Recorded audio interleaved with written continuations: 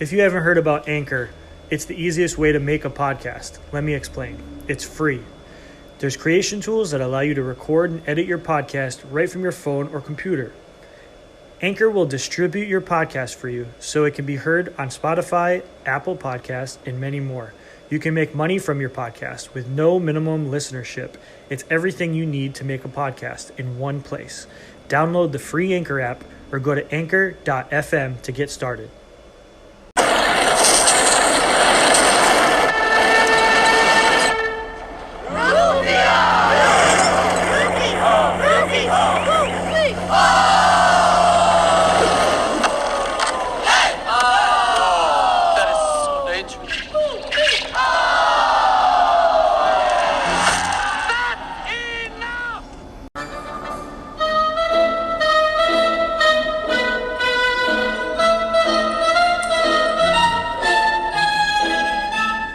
Welcome into the show, Crashers Fantasy Football Podcast. I'm your host. Maybe you know by the theme song playing. Bangarang, Rufio, he's back. If you thought for 1 second I wasn't going to use this platform to celebrate my own victories, you were super wrong. Bangarang Rufio, spoiler alert, gets the win. About damn time. Anyway, it was a fantastic week 6 in the NFL. The 1 p.m. games, slight letdown, but the 4 o'clock games delivered. Patriots-Cowboys, phenomenal game. Probably shouldn't have been. I expected the Cowboys to blow out the Patriots, but I gotta hand it to Mac. Mac looked pretty good. Got lucky on a broken play for Kendrick Bourne, 80-something yards down the field, but fantastic viewing-wise. Great to watch. We're going to dive into the studs and duds in Week 6 matchups. Let's get it going.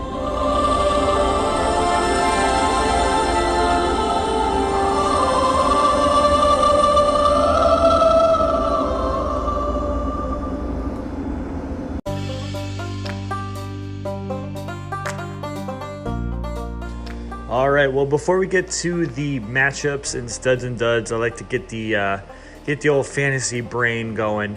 I thought about this the other day, and kind of weekly I think about this kind of stuff, but a couple of players that have been on my mind: Cooper Kupp, Christian McCaffrey. If we were to redraft right now, how many players are you drafting? How many wide receivers are you drafting ahead of Cooper Kupp? It's a tough answer. You want to believe in what he's doing, and I certainly do. He's the wide receiver 1 on the year.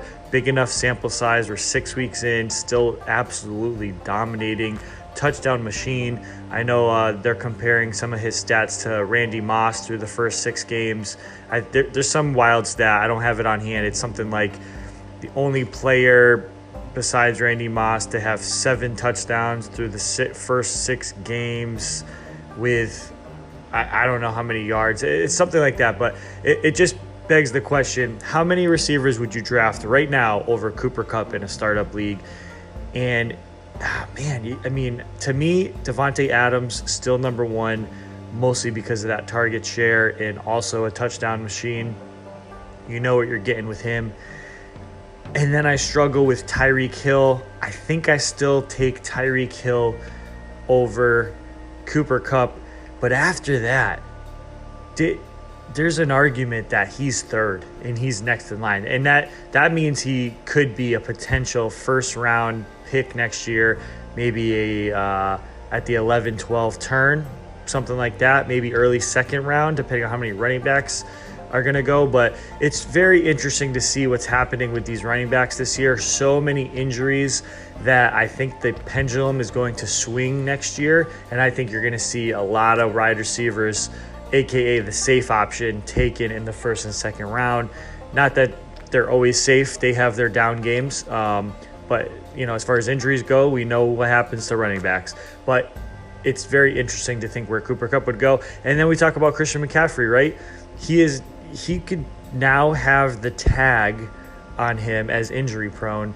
This is the 2nd season now, and when he gets hurt, It's not, hey, he's banged up, he's coming back this week. It's always something with him and the coaching staff and the team. You know, he was 50-50 to play this week. 50-50, practiced in full on Wednesday, or maybe even a limited capacity, but he practiced. He was 50-50, and they said, nah, you know what? We're going to throw him on IR for 3 weeks. Very odd to me. Very odd behavior. Hamstring, not good. How many redraft? Say he's, healthy.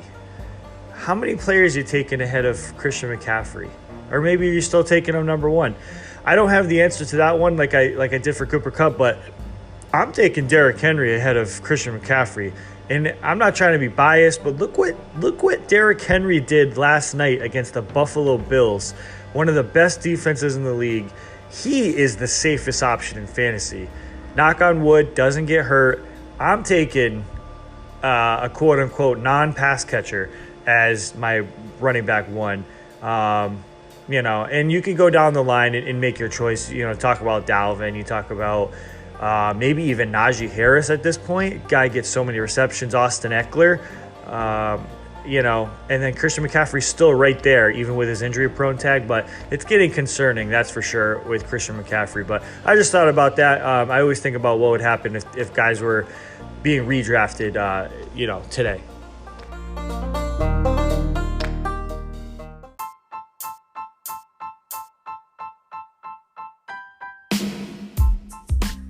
All right, let's get into our Week 6 matchups, studs and duds.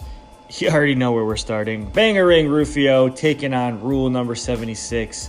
This is myself versus Chris Val. I take the win 150-92. This one wasn't close. It was close during the 1 p.m. games. Val put up a fight. Like I said in the chat, he's without 3 of his best players. Alvin Kamara on bye, Deebo Samuel bye, and then he lost Russell Wilson to injury. So to no fault of his own, this is a depleted Rule 76 team. But my team did finally come and perform for me. Studs all over the place. We're stopping off at CD Lamb, 9 receptions for 149 and 2 touchdowns. Looked fantastic. The Patriots take away, your best receiver. That's supposedly Amari Cooper. Not so sure if that's true anymore, but they did stop Amari, and that left it open for CeeDee Lamb in a great overtime win for the Dallas Cowboys against the Patriots. Dak Prescott, 445 and 3, looks fantastic. That's a great performance on the road against a good defense. So love to see that. Joe Mixon, Aaron Jones did their things as my running backs 1 and 2. We do have a dud. So even though I put up 150, we have a dud. Keenan Allen, 7.5 fantasy points, 5 for 50. Disappointing week for the Chargers, all of them. Mike Williams, Austin Eckler, Jared Cook, Keenan Allen, Justin Herbert, all of them. So you wonder if this is a kind of like a Green Bay Packers from week 1 situation. Just erase this game from your memory. I know Roach is trying to erase it from his memory, but it's still concerning for Keenan Allen. There's too many targets there for him, air yards, routes run. I still think he's the better wide receiver. Mike Williams is still more over the top. You've seen a couple duds now from Mike Williams. He's kind of Tyler Lockett-ish, while Keenan Allen still has a safe PPR floor. If this is going to be his worst game, I'll take it. 5 for 50. It's not a good game, but the touchdowns have to come. He's so due. Every time the Chargers explode, he's like the odd man out. So I'm hoping for better things ahead, especially because Apocalypse is coming. 6 NFL teams on bye, and most of them have super fantasy relevant players, especially on my team. Dak Prescott and CeeDee Lamb will be out of my roster. They'll be on bye, so I really need Keenan to step up. Moving over to Val's team, 92 points put up here. Had a couple of good games from players. I'm going to go Mike Gesicki here as his stud. In contention was James Robinson and Cortland Sutton. Sutton was mostly garbage time.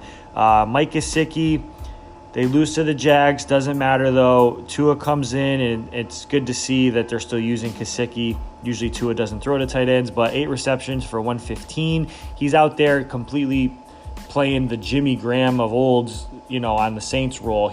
I don't think he's lined up as tight end much at all. He was lined up as a receiver, and he looks really good doing it too. So we'll see if Gesicki can keep this up going into the bye week. Had a couple duds for sure. We're going Tyler Lockett.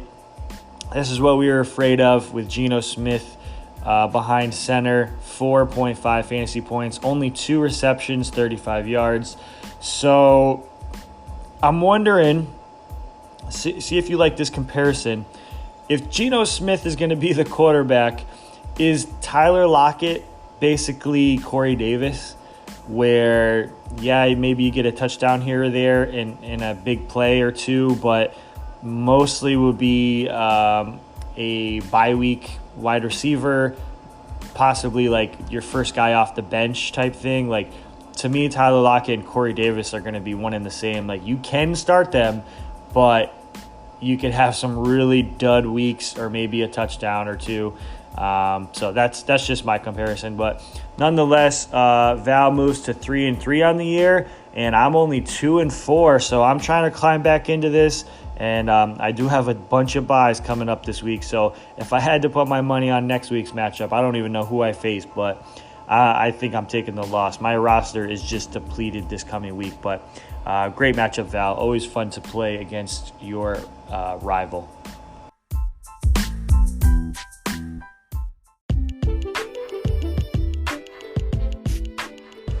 All right, our next matchup is going to be Go Deep. Billy the Ghost Thompson taking on High Octane Team Takeover, and the Ghost takes the win. High scoring affair here, 159 to 123. This was a great matchup heading into last night, Monday Night Football. Ghost had the lead and had Josh Allen and Cole Beasley still left to play, but Steph had Derrick Henry, and he also had Zach Moss as well, so had a chance at it. Zach Moss, for some reason, did not get a lot of work last night. I asked my friend who's a Buffalo Bills fan, and he said that they switched Singletary out for Moss according to game plan and what the defense is giving them. He said that was planned. He said he can kind of predict when they're going to use Singletary, when they're going to use Moss. Obviously, I think Singletary is the better pass catcher, but very odd. So not a lot of point output from Zach Moss for Steph last night, but Steph's stud's going to be Derrick Henry, 34 fantasy points against the Buffalo Bills defense. Great defense. It doesn't matter. Derrick Henry ripped off a 77-yard touchdown, and you knew he was just going to have a big night. So he puts up another 3 touchdowns along with 143 yards rushing and a couple receptions. You got to love the extra points there. 2 catches, 13 yards, couple screen passes. So that's good for an extra 2.3 fantasy points. So that's just icing on the cake. He usually doesn't get that stuff, at least last year. And this year he is getting a couple catches per game. So those are your studs and duds on your team, Steph. Like I said, good point output. 123 points, nothing to shake a stick at there, but the big dog, high point scorer of the week for the league is Billy the Ghost Thompson, 159, and unlike me, he has no duds. Everyone came through. A close dud would have been Robert Woods, but he got bailed out by a touchdown, so every single one of Billy's players scored double digits, including the defense and kicker. Matt Prater, 15 points. That's crazy. Your stud, it started out with Leonard Fournette on Thursday night. I think that set the tone for the week. Leonard Fournette, 81 yards, 2 touchdowns, 6 receptions, 46 yards. That's fantastic to see.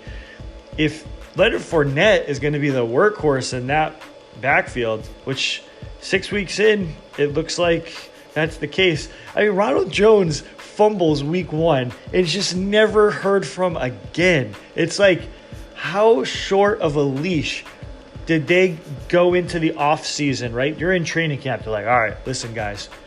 Last year we split the load. Ronald Jones looked pretty good, but then playoff Lenny, helped us, bring in a Super Bowl. Hey, Ronald Jones, F you. If you fumble even once, you're done. Was that the mentality? going into the year, man, because he fumbled one time. Everyone's fumbled. A lot of players have fumbled. Dalvin Cook's fumbled. I know he's no Dalvin Cook, but it's just so funny to me. Bruce Arians, the punishment, hates Ronald Jones, and the Ghost is loving it because he's got Leonard Fournette. So the Ghost, 159, gets the win, moves up to 3-3. He's back to 500, folks.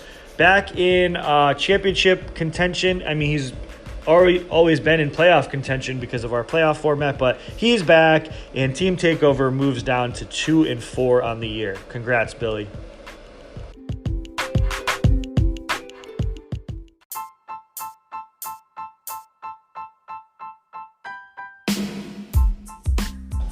All right, our next matchup was not a pretty one. Chris Gray taking on Alex. This is Down by the Rivers versus Prestige Worldwide, and Chris Gray takes the win. Yikes. A lot to break down here. Poor Alex, a depleted roster right now. Looking at his bench, he had no other options because he is deciding to roster 2 quarterbacks at the moment and 2 defenses. Had some players on bye. Has a bunch of injuries. We know about the injuries with Alex's team, but some of the players he had to start. Brandon Bolden was a desperate start, but I like the call, so I feel like the process was there. You figured that Dallas was going to be winning most of the game and that they're going to have to throw. Mac Jones was going to have to throw to get back into it, and that was the truth, except Sunday they let Mac throw the ball down the field, so that was good to see for Patriot fans. But Brandon Bolden just wasn't out there often. It was more Ramondre Stevenson, so really crappy game from Brandon Bolden. But we had some other duds as well, but we gotta go Chase Claypool. What a freaking disappointing, crappy performance. His team wins, beats the Seahawks. Seahawks have a crap defense. Juju's out for the year. He put up a monstrous week 5 last week. So you figure, boom, start Claypool with confidence. This was his flex. I think that was going to be a high-end flex play. And 2 for 17. Insanely disappointing. I have Claypool in a couple leagues, and I don't know. This is the part of fantasy that just doesn't make sense. Give me 8 or 9 points against a crap defense. Your team wins, but 2 fantasy points, not going to get it done.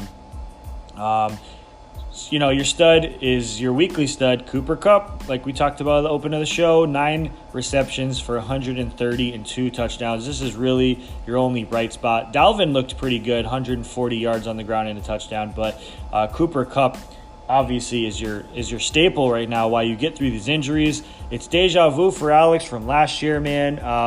Alex started out 3-0. He's on a 3-game skid right now. Moving over to the winner of the matchup, Chris Gray gets it done. Low-scoring affair, 98 fantasy points. Couple duds here as well, but we're going studs. It's going to be Darren Williams. Great start, 62 yards and 2 rushing touchdowns. Probably better than any fantasy output that Clyde Edwards-Helaire has ever put out. I always thought that they looked pretty much the same. I've always thought that, and they kind of obviously had to give Clyde the run because of the draft capital there. But Darrell Williams is a very capable running back, and I'm wondering if you're going to see more of a split when they come back. But I like to see that from Darrell Williams. And you got duds all over, but we're going to go dud. Michael Pittman Jr., 4.8 fantasy points. T.Y. Hilton came back and stole the show against Houston like he always does. So 2 receptions for 35 yards from Michael Pittman. Not going to get it done. But Gray, you take the win and move to a very respectable 4-2 on the year. Looking like a title contender once again for Mr. Chris Gray.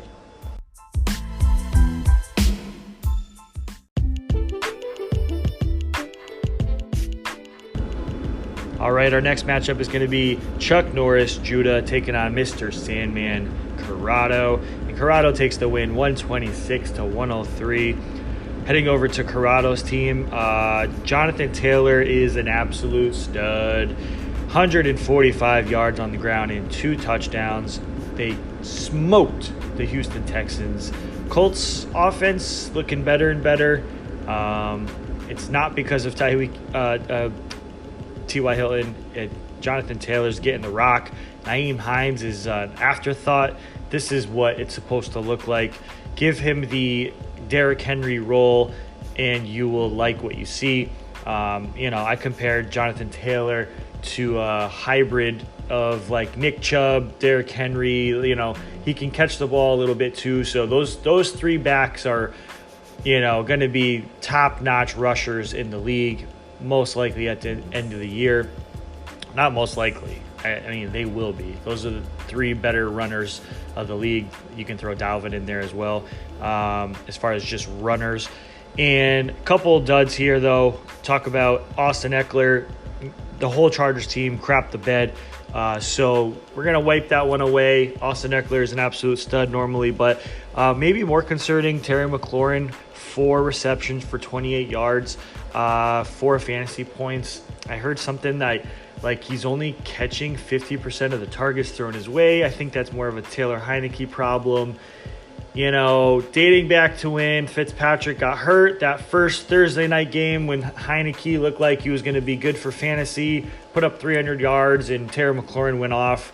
I'm wondering if maybe we jumped the gun on that, because they should have been able to score and throw on Kansas City, and they only put up 13 points against Kansas City. So in a negative game script, I thought Terry was going to be a good play, especially in if you're playing DFS or something like that.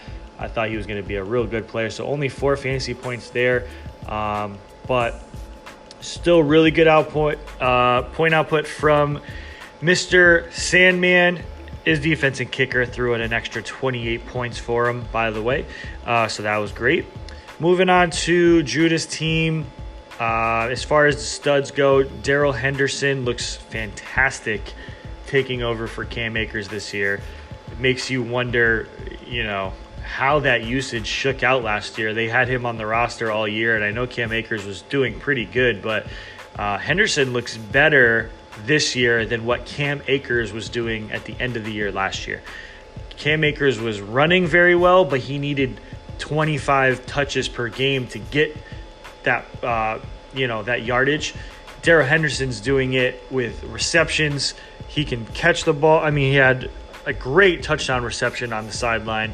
Just beat the linebacker. It was fantastic to watch, and his rushing output is always great. So 23 fantasy points there. A lot of duds. Antonio Gibson, very worrisome. Again, Washington football team, 44 yards, rushing, fumble, has a stress fracture. I think he left the game for a little bit, possibly came back. I think he's in question this week. Could be the J.D. McKissick show. We'll see if they rest that leg. I don't know. I'm not a doctor, but stress fracture, still playing NFL football as a running back. That sounds awful. So I'm wondering, maybe not IR, but maybe a week or 2 off for Antonio Gibson coming up. It doesn't look like they're going anywhere. Dallas is the firm leader in that division. If I'm Washington, I sit him for a week and see how he feels, but that's just me. So that's your matchups. Judah moves to 2-4 on the season, and Mr. Sandman in the driver's seat, per usual, 5-1 on the year. Congrats.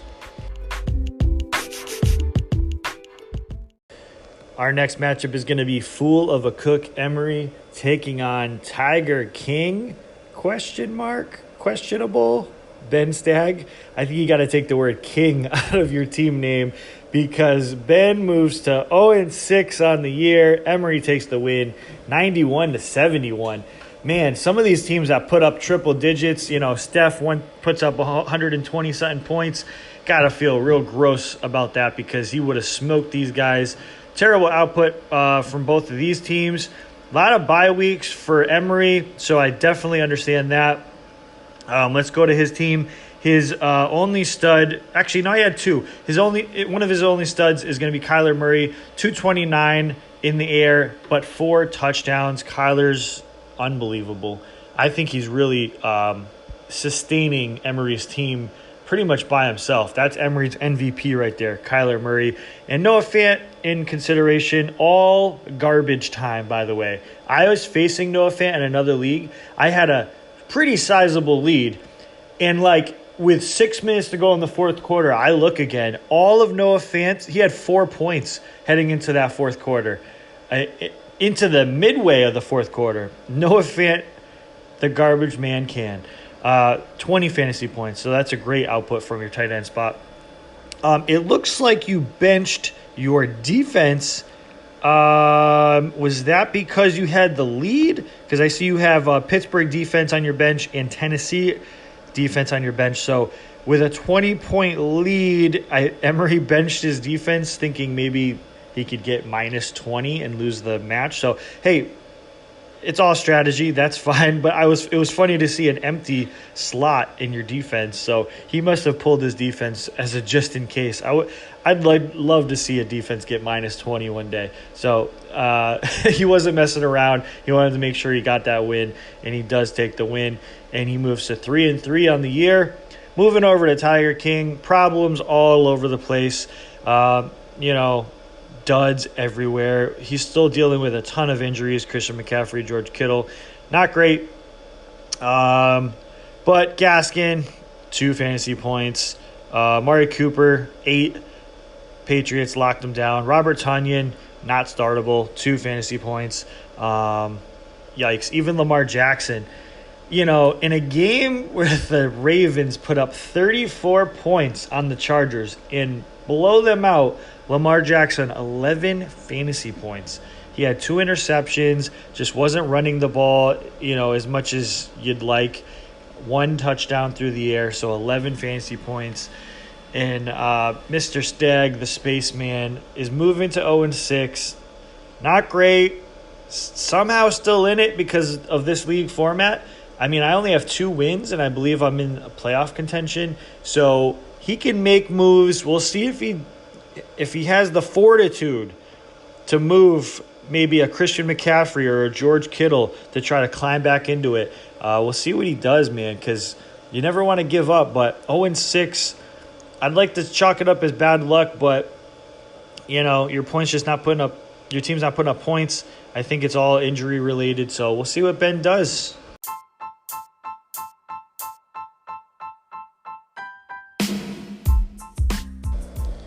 All right, and our final matchup is going to be Dunder Dynasty Juan Torres taking on the Canadian Mamba, Chris Roach. And Roach takes the win. Another high-scoring affair, 124-115. This is what I'm talking about.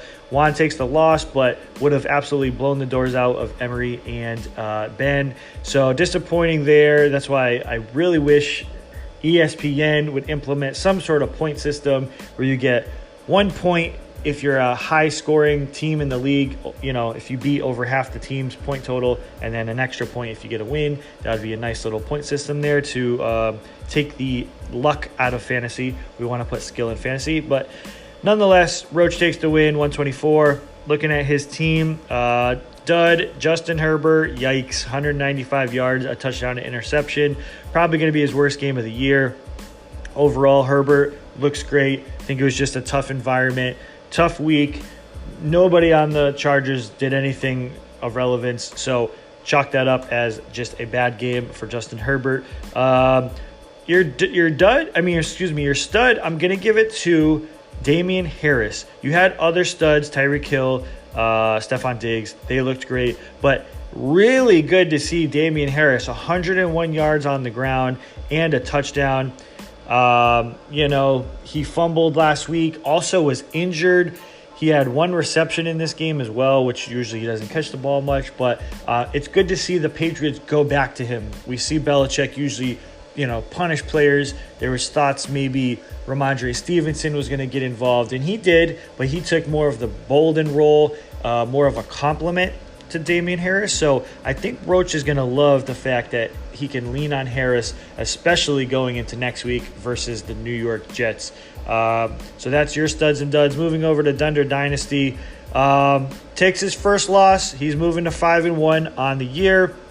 Stud, Najee Harris is just a stud. Like I said, after Derrick Henry, you could make the argument that Najee Harris belongs as the next running back up in fantasy football. You can put him in there with Eckler and Dalvin Cook and Christian McCaffrey and Zeke. I think those are like the big names right there as far as running back goes. Jonathan Taylor also creeping in that conversation, but Najee Harris is an absolute machine. I love the way the Steelers use running backs. It's beautiful for fantasy football. As far as your duds go, we can't give it to Kareem Hunt, got injured. I'd have to go Buffalo defense. That seemed like a strong start. You figured Derrick Henry was going to get his, and he did, but they were giving it up to A.J. Brown. Can't give up 3 touchdowns to Derrick Henry. I was thinking maybe like 70 yards and a touchdown, and then the Buffalo D would still be a viable fantasy play, but -2 fantasy points and ended up really costing him. If they just gave him a decent day, he beats, if they give him 8 points, he would have beat Roach. And so as far as the Buffalo defense, maybe moving forward, they're not as strong as you think. Kind of like the Rams. Like everybody picked the Rams as like the #1 fantasy defense going into draft season, and they're like middle of the road now. This is why DSTs are like, I don't know. I hate them more than kickers because DST seems kind of lucky to me. Now, with that said, if I have the New England Patriots next week, I'm playing them against the Jets. That seems like a strong start, but sometimes this just happens, like teams adjust to you. If it's home or away, it matters. And then sometimes a touchdown, special teams touchdown, or a pick 6 can really alter the way a defense looks for fantasy, at least, from the outside looking in. But either way, Roach beats Juan. Juan's first loss of the year, as I said, moves to 5-1. And the Canadian Mamba, a very, very good start to the season, moves to 4-2. And that's going to do it for today's episode. Week 6, duds and matchups. It was phenomenal football watching. Once again, can't wait for week 7. And you're going to see some stuff go down this week. I don't know. I just have a feeling with all these buys coming up, I think you're going to see teams like who aren't starting kickers for some reason or a defense. I think you're going to see trades happen. People trying to climb back into it like Ben, maybe myself, not having a good start to the year. It's going to be very interesting. 6 teams on a bye, mostly fantasy relevant players, some big teams, big names, Chargers, Cowboys. So we'll see what happens. Enjoy your weeks. Can't wait for waiver wire, see who's available. I love setting my lineups on Tuesday morning. Got my coffee here, ready to roll. I love you. See you next week.